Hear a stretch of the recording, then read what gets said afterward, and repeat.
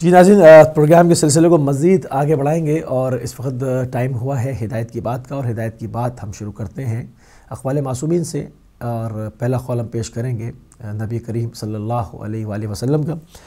سب سے پہلے آپ کی ذات گرامی پر درود پڑھتے ہیں، اللہم صلی علی محمد وآل محمد۔ آپ فرماتے ہیں کہ جب بچے کو مدرسے لے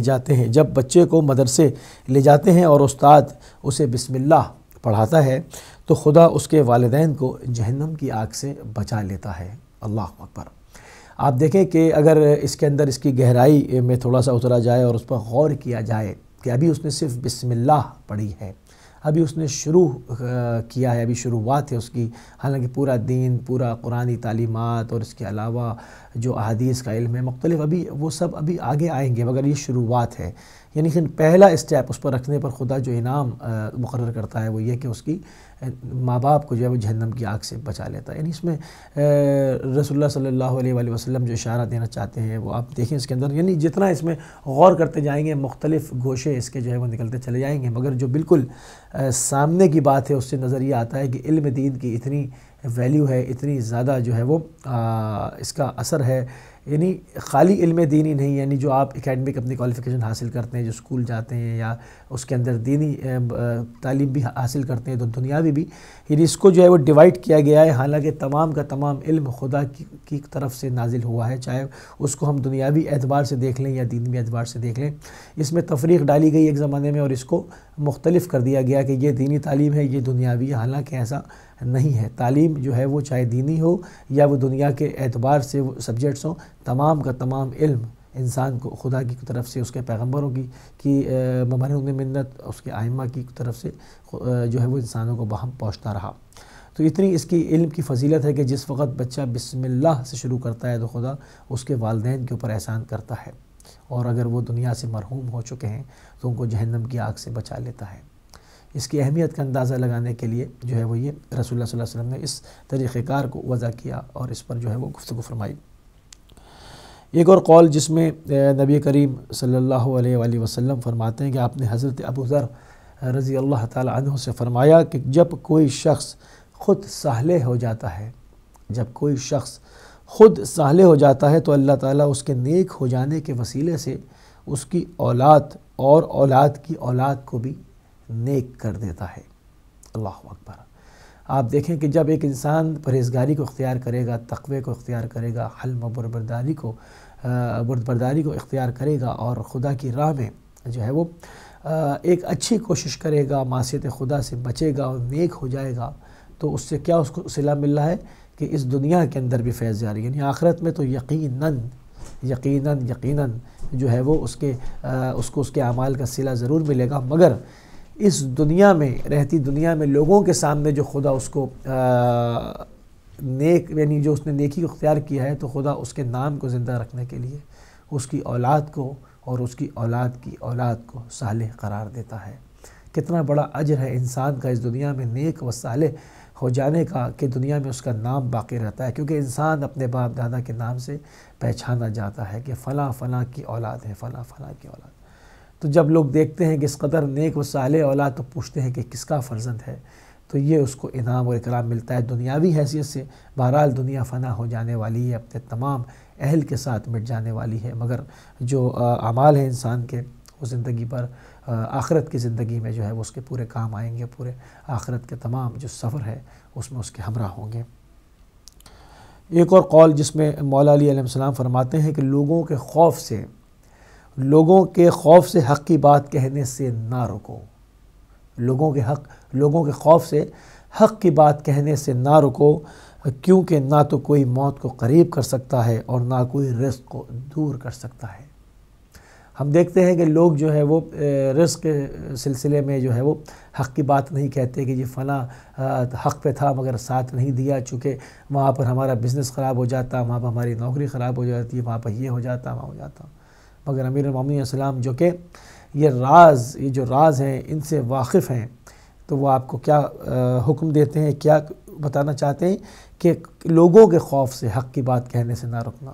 نہ تو کوئی موت کو قریب کر سکتا ہے اور نہ کوئی رزق کو دور کر سکتا ہے۔ یعنی موت بھی اپنی مقررہ وقت سے پہلے نہیں آ سکتی، اور رزق جو آنا ہے وہ بھی جو ہے وہ کسی کے خوف کی وجہ سے حق بات کہنے سے نہ روکو، وہ کوئی دور نہیں کر سکتا، وہ بالکل تمہیں پہنچتا رہے گا۔ وہ خدا کا وعدہ الہی ہے، کیونکہ اس نے تمام انسانوں کو زندگی میں ان کے رزق دے کے روانہ کیا ہے، ان کے تمام تقدیر کو، قسمت کو دے کے روانہ کیا، مگر بعد میں جو چیزیں ہیں، جو اس کے اپنے اعمال ہیں، جو چیزیں ہیں، ان کے ساتھ وہ اپنے راستے کو بناتا ہے، اور کہیں پر مجبور ہے، کہیں پہ آزاد اس کو قرار دیا۔ ایک اور جگہ امام محمد باقر علیہ السلام فرماتے ہیں کہ اللہ تعالیٰ نے مومن انسان سے بڑھ کر کسی کو عزت عطا نہیں کی۔ اللہ تعالیٰ نے مومن انسان سے بڑھ کر کسی کو عزت عطا نہیں کی، حتیٰ کہ ملائکہ تک مومنین کے خدمت گزار ہوا کرتے ہیں۔ اللہ اکبر۔ اب اس کو ذرا سا دیکھتے ہیں اور اس کے اندر غور کرنے کی کوشش کرتے ہیں کہ کیا چیز ہم کو نظر آتی ہے۔ کیا یہ قول تمام لوگوں پر کہ جتنے بھی لوگ ہیں، کیا سب اس درجے میں آتے ہیں کہ ملائکہ جو ہے وہ ان کے خدمت گزار ہوں؟ اگر ہم غور کریں تو ہمیں پتہ لگ جائے گا کہ مومنین سے کلام ہے، تمام لوگ مومنین کے زمرے میں نہیں آتے، مگر تمام لوگوں کو حکم ہے کہ وہ اپنے آپ کو اتنا صالح کریں، اتنا پرہیزگاری میں آگے بڑھیں کہ وہ مومنین کے زمرے میں آ جائیں، اس زمرے میں آ جائیں کہ جس میں کہ ملائکہ ان کے خدمت گزار ہوتے ہیں۔ یعنی ایسے عرفا بن جائیں،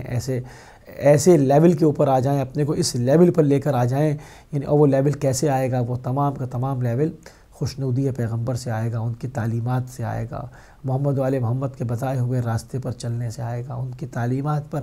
عمل کرنے سے آئے گا۔ جب ان کے خط کے اوپر اپنی زندگی کو چلائیں گے، جب قرآن کو اپنا آئین و دستور بنا لیں گے، اپنی زندگیوں کو مکمل اس کو جس قانون کے تحت زندگی گزارنی ہے، اس قانون کا نام قرآن آپ کر دیں گے اور قانون کی تعلیمات کے تحت اپنی زندگیوں کو گزاریں گے، تو کیا ہوگا کہ ایک وقت آئے گا کہ آپ ملائکہ آپ کے خدمت گزار بن جائیں گے۔ امام محمد باقر علیہ السلام درود و سلام آپ پر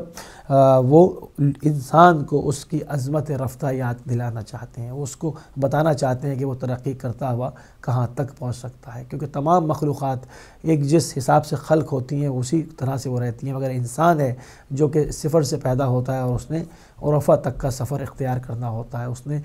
دنیا جہان کی جو ہے وہ تعلیمات حاصل کر لیتا ہے کہ انسان کا سفر ہے۔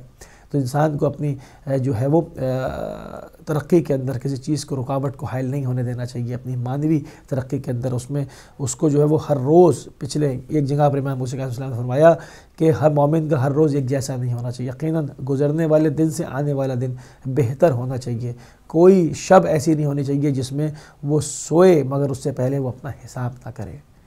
اس کو روز یعنی اتنی زیادہ چیک اینڈ بیلنس آپ کو رکھنا ہوگا کہ آج جو میں نے دن گزارا اس میں نے کیا کیا خدا نخواستہ معصیت خدا انجام دی، اور کیا میں نے نیک اعمال کیے، کیا میں لوگوں کے کام آیا، کیا میں نے جو ہے وہ عبادت خدا انجام دی، کیا میں نے جو ہے وہ حقوق کس کس کے جو مجھ پر واجب تھے میں نے ادا کیے کہ نہیں۔ جب ہی حساب کر کے سوئے گا تو اس کو اپنی کوتاہیوں کا بھی علم ہوگا، اور جو اس نے ترقی اپنے نفس کے ساتھ پیدا کی ہے، اپنا تزکیہ نفس کیا ہے، اس کے اندر اس کا بھی اس کو اندازہ ہوگا، اس کو بھی وسعت دے گا، اور جہاں سے اس نے نیک اعمال نہیں کیے ہیں، جہاں معصیت خدا کی ہے، کہ ان کی طرف بھی توجہ ہوگی کہ آنے والے دن میں اس طرح کی معصیت دوبارہ سے انجام نہ دی جائے۔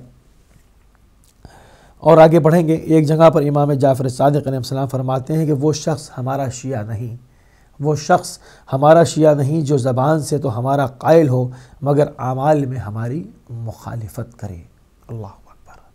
آپ دیکھیں کہ زبانی و کلامی تو آپ کو لاکھوں اور کروڑوں لوگ مل جائیں گے جو کہیں گے جی ہم شیعہ ہیں، چونکہ وہ شیعہ گھرانے میں پیدا ہوتے ہیں تو ہر آدمی شیعہ ہے، مگر امام فرما رہے ہیں کہ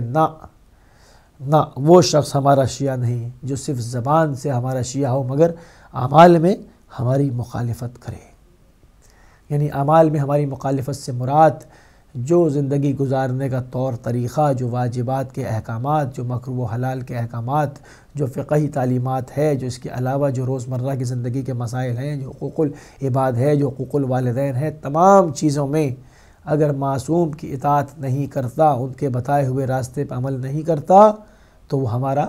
شیعہ نہیں ہے، چاہے وہ لاکھ کہتا پھرے، دن رات کہتا پھرے کہ میں فلاں کا شیعہ ہوں، میں حیدر کرار کا شیعہ ہوں، مگر نہیں، امام جعفر صادق علیہ السلام فرماتے ہیں کہ نہیں، وہ ہمارا شیعہ نہیں ہے جو زبان سے تو صرف کہے مگر اعمال میں ہماری اطاعت نہ کرے، ہماری یعنی مخالفت کرے۔ ایک اور قول مولا فرماتے ہیں کہ جب تک تمہیں کسی کام کا تجربہ نہ ہو جائے، جب تک تمہیں کسی کام کا تجربہ حاصل نہ ہو جائے اس کے بارے میں کوئی اقدام نہ کرو۔ آپ دیکھیں کتنا خوبصورت قول ہے، یعنی شعبہ ہائے زندگی کے جتنے بھی شعبے ہیں، جتنے بھی جو کام ہے، کوئی چیز ایسی نہیں ہے جس کے اوپر ائمہ معصومین علیہ السلام نے گفتگو نہ کی ہو، جہاں پر رسالت مآب صلی اللہ علیہ وآلہ وسلم نے گفتگو نہ کی ہو۔ آپ کو ایسا کوئی گوشہ آپ کی اپنی زندگی سے، دنیا و آخرت میں کہیں سے، چاہے وہ برزخی زندگی ہو، آخرت کی زندگی ہو، دنیاوی زندگی ہو، اس کے اندر مختلف شعبے ہوں، مختلف رشتے ہوں، کوئی ایسی چیز نہیں ملے گی جس کے اوپر ان ذوات مقدسہ نے گفتگو نہ کی اور ایک ایک چیز کو کھول کے بیان کیا گیا ہو۔ یہ جو قول ابھی میں نے آپ کی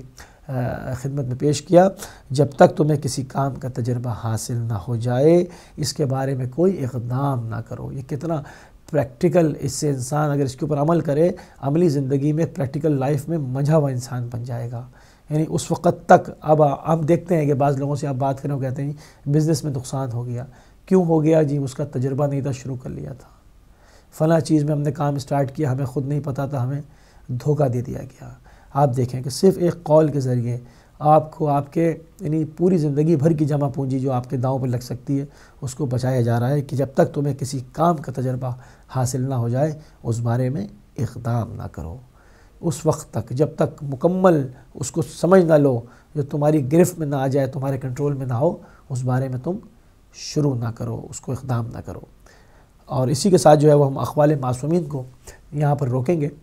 اور اس دعا کے ساتھ آگے بڑھیں گے کہ پروردگار ان تمام اقوال کے اوپر، ان تمام بہترین راستوں پر، ان تمام لاجواب راستوں کے اوپر ہمیں اور آپ کو بھی چلنے کی توفیق عنایت فرمائے تاکہ ہماری اور آپ کی زندگیوں میں بہاریں اور بہت بہترین تبدیلیاں ایجاد ہو سکیں۔ تو ناظرین، اس کے بعد چونکہ یہ ایام ہفتہ وحدت کے ہیں اور کچھ تصویریں جو ہے وہ ہم کل بھی ہم نے دکھائیں، آج بھی ہم دکھائیں گے۔ آپ دیکھ سکتے ہیں ہماری اسکرین پر یہ کراچی میں جہاں پر مین احمد جناح روڈ پہ جو کل جلوس تھا اہل سنت برادران کا جشن عید میلاد النبی کے سلسلے میں، اس میں جو ہے وہ شیعوں کی طرف سے، شیعان اہل بیت کی طرف سے سبیل کا اہتمام تھا۔ آپ دیکھیں اس کے اوپر مختلف نظر و نیاز، چائے وغیرہ، مختلف مشروبات کا انتظام تھا۔ یہ ایک ایسے وقت میں ہے کہ جہاں پہ پوری دنیا میں تکفیریت کے اوپر پیسہ لگایا جا رہا ہے اور ان کے چیلے ہر جگہ پر ایک نیا جو ہے وہ مختلف رنگ سے، مختلف ناموں سے وہاں پر کام کر رہے ہیں، مگر ہم دکھانا یہ چاہتے ہیں کہ عشق رسول میں سرشار یہ امت نے جو ہے وہ ان کے پیغام کو مسترد کر دیا اور ان کو منہ کی کھانی پڑی ہے۔ جب وہ چاہتے تھے کہ شیعہ و سنی کے اندر تفریق پیدا کی جائے، ایک تفرقہ ایجاد کیا جائے، بھائی کو بھائی سے قتل کروایا جائے، مگر اس کے جواب میں آپ دیکھیں کہ بہترین، آپ دیکھ سکتے ہیں کراچی سے لے کے کوئٹہ تک جو ہے وہ جتنا انہوں نے قتل عام کیا، اس کے جواب میں جو امت نے ان کو مضبوط جواب دیا وہ آپ ہماری اسکرین پر دیکھ سکتے ہیں۔ اس میں بہترین مثالی یکجہتی کا مظاہرہ ہے، اس میں ایک ساتھ مل کے شیعہ و سنی جو ہے وہ جلوس نکال رہے ہیں۔ چونکہ اس میں دیکھیں تاریخوں کا اپنی جگہ ثابت ہونا ایک الگ چیز ہے، کہیں 12 منائی جائے یا 17 منائی جائے، دیکھا یہ جاتا ہے کہ ذکر کس ذات مقدسہ کا ہے۔ ہم چاہے 12 کو کریں یا 17 کو کریں، ذکر تو ہم نے نبی کریم صلی اللہ علیہ وآلہ وسلم کا کرنا ہے، ان کی طہارت کو بیان کرنا ہے، ان کی سیرت کو بیان کرنا ہے۔ ان کی سیرت، عملی سیرت ہے کیا؟ یعنی وہ ایک عالمگیر پیغام ہے محبت اور الفت کا کہ اگر لوگ اس کو اپنا لیں تو یہ غارت گری جو ہے وہ جو ہو رہی ہے اس سے محفوظ ہو جائے گی، پوری دنیا محفوظ ہو جائے گی اگر وہ پیغمبر امن کا پیغام سمجھ پائیں، اس کو درک کر لیں۔ تو ان دنوں کی مناسبت سے جو ہے وہ اس کا ایک سہارا لیا جاتا ہے کہ اس مناسبت سے ایک رسمی طور پر، مگر یہ کہ بہت سودمند ہوتا ہے، بہت جو ہے وہ ایک عالمی سطح کے اوپر ایک پیغام جاتا ہے کہ جتنی بھی منحرف قوتیں ہیں، اسلام دشمن قوتیں ہیں، جیسے سعودی دجالی جو قوتیں ہیں جنہوں نے جتنا لاکھوں کروڑوں ڈالر لگائے مگر ان کو منہ کی کھانی پڑی، ہم دیکھتے ہیں کہ پھر وہی بھائی چارہ، وہی امن، وہی محبتیں اور الفتیں قائم ہیں کہ جب جلوس کے شرکاء آتے ہیں تو شیعان حیدر کرار کی طرف سے سبیل کا اہتمام ہوتا ہے۔ کہاں نفرتیں آپ کو نظر آ رہی ہیں، کہاں ایک دوسرے کے ہاتھ کا کھانا حرام سمجھا جا رہا ہے، کہاں جو ہے وہ دوری پیدا ہو سکی۔ حالانکہ بہت جنازے ہم نے اٹھائے، ہم 26 سے 27 ہزار شہداء کے جنازے پاکستان میں اٹھا چکے ہیں، مگر ہمارا جو صبر کا دامن ہے وہ لبریز نہیں ہوتا۔ اس کی وجہ صرف ایک ہے، خط امیر المومنین علیہ السلام۔ امیر المومنین علیہ السلام نے اپنی پوری زندگی مسلمانوں کو جوڑنے میں لگا دی۔ جب ابو سفیان نے آ کے کہا کہ یا علی آپ اپنے حق کے لیے تلوار کیوں نہیں اٹھاتے، آپ کہیں تو ہم آپ کا ساتھ دیں اور یہاں پر گلی کوچوں کو لاشوں سے بھر دیں، تو امام نے اس کو ایک ہی جواب دیا تھا کہ تم اسلام کے حامی کب سے ہو گئے، تم اسلام کے طرفدار کب سے ہو گئے، جاؤ اور اپنا کام کرو۔ تو آپ دیکھیں کہ پوری زندگی مولا امیر المومنین علیہ السلام نے سیکریفائس کیا اور مسلمانوں کے درمیان انتشار نہ ہونے دیا، سب کو جوڑے رکھا۔ تو یہی وہ خط ہے جس کو کہ ہمیں بھی اپنانا ہے، آپ کو بھی اپنانا ہے۔ آپ کا تعلق کسی فقہ سے ہو، کچھ سے ہو، مگر آپ کی کتاب، ہماری کتاب ایک ہے، قرآن ایک ہے، پیغمبر ایک ہیں۔ ائمہ اہل بیت کو بھی اگر آپ امامت کے عنوان سے نہیں جانتے تو خاندان رسالت کے عنوان سے ضرور احترام کرتے ہیں۔ تمام چیزیں ایک ہے، مکتب ایک ہے، اسلام ایک ہے، قبلہ ایک ہے، کعبہ ایک ہے۔ تو ہم کو اسی پیغام کو لے کے آگے چلنا ہے، اس ربیع الاول کے پیغام کو۔ یہ ایک ایسا آفاقی اور آسمانی پیغام ہے، اگر ہم اس کے اوپر کاربند پہلے خود مسلمان ہو جائیں تو پھر ہمیں حق بنتا ہے کہ ہم پھر اس کو پوری دنیا کے لیے یہ عام کریں۔ مگر اب جب ہمارے ہی اندر تفرقہ ہو اور ہم ایک دوسرے کے ساتھ بیٹھنا برداشت نہ کریں اور یہ تمام چیزیں ہوں، تو پھر ہمیں کیا حق پہنچتا ہے کہ ہم اس پیغام کو عالمگیر کریں؟ ہم کس منہ سے اس پیغام کو عالمگیر کریں گے؟ بہرحال ایک اچھی جھلک تھی ان تصویروں کے ذریعے سے، جو کہ ایک اخوت کا، بھائی چارے کا مظاہرہ کراچی سے لے کے کوئٹہ تک کیا گیا۔ خدا اس بھائی چارے کو، اس عظیم اخوت کے مظاہرے کو، ان تمام جذبوں کو زندہ رکھے۔ ناظرین، یہ پروگرام جو ہے وہ ابھی جاری و ساری رہے گا اور انہی تمام چیزوں کے اوپر، رسول اللہ کی سیرت کے اوپر، اس پیار محبت کے درس کے اوپر جو ہے وہ مزید گفتگو ہوگی۔ آپ کو بھی شامل کریں گے، لائیو کالز کھولیں گے، آپ کی بھی آراء، قیمتی آراء ہمیں درکار ہوں گی۔ ہم بھی اس کے اوپر کوشش کریں گے اپنے ٹوٹے پھوٹے الفاظ میں کہ کچھ جو ہے وہ آپ کی سماعتوں کی نظر کیا جا سکے۔ فی الحال ہمیں جانا ہوگا ایک مختصر سی بریک پر، بریک سے واپس آتے ہیں تو پروگرام کو کنٹینیو کرتے ہیں۔